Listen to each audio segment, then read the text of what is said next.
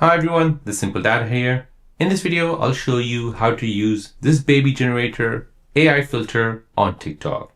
So if you want to see what your baby would look like in the future, then let me show you how to create this video trend on TikTok.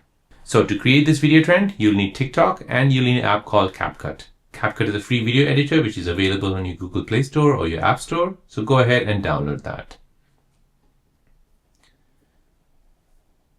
Now, once you've downloaded the app, you want to go back to your TikTok app. Here you're searching for the following account, Test the Simple Dad. Go ahead and visit the profile page for that account. Now just stay till the end of this video as that video will appear right here. For now, I'll go ahead and use it for my favorites. So this is the kind of video which we're going to create. It'll basically create your family. So go ahead and tap on CapCut Baby Gen. Go ahead and tap on Use Template in CapCut. This will open up CapCut and will show you the template. Go ahead and tap on Use AI Template at the bottom. Now you want to go ahead and take a picture of yourself. Tap Next. And now you want to let CapCut apply the AI effect on it. So just give it a few minutes. Now, as you can see, once that CapCut has applied the AI effect, you'll see yourself with a family and a child.